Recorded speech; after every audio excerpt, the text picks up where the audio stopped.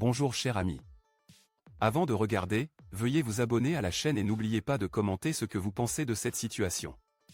À l'approche du sommet des BRIC à Johannesburg, nous assistons à une division croissante entre les principales économies émergentes, en particulier la Chine et l'Inde, concernant l'expansion du bloc des BRIC comme moyen de contrer la puissance dominante de l'Occident sur la scène mondiale.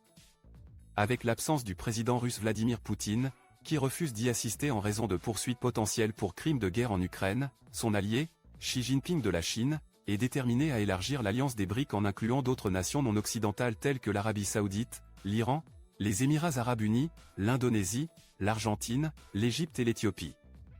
Cette initiative vise à construire une contre-force géopolitique plus puissante au G7, composée principalement de pays développés dirigés par les États-Unis.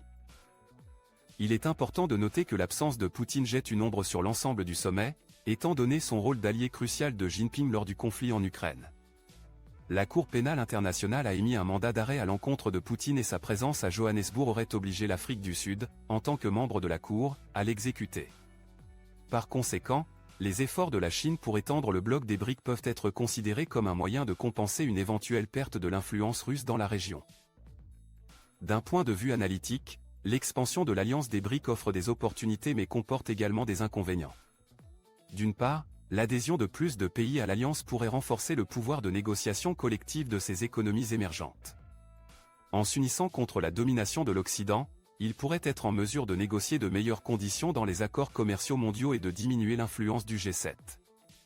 De plus, cette expansion reflète un ordre mondial en mutation, où les pays non occidentaux gagnent en importance.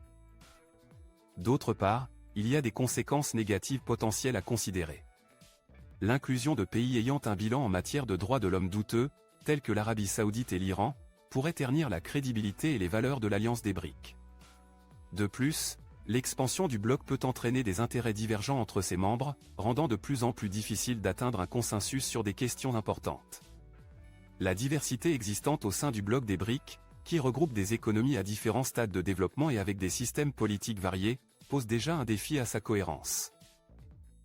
Maintenant, j'invite notre public à partager ses réflexions sur ce sujet. Que pensez-vous de l'expansion du bloc des BRIC comme contrepoids à la puissance occidentale? Pensez-vous que cela sera bénéfique ou préjudiciable à l'ordre mondial? Faites-nous part de vos opinions dans les commentaires ci-dessous. Nous apprécions vos points de vue et attendons une discussion constructive. Avant de conclure, nous vous demandons gentiment de vous abonner à notre chaîne YouTube pour rester informé des actualités mondiales pertinentes et des analyses.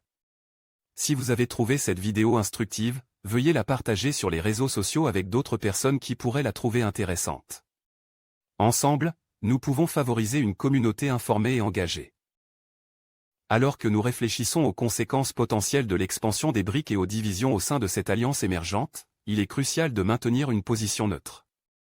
Bien qu'il y ait des avantages potentiels à remettre en question la dominance de l'Occident, nous devons également être conscients des implications négatives telles que la dilution des valeurs et l'augmentation des dissensions entre les nations membres. En abordant ces complexités et en écoutant des perspectives diverses, nous pouvons mieux comprendre les résultats potentiels de ces évolutions mondiales.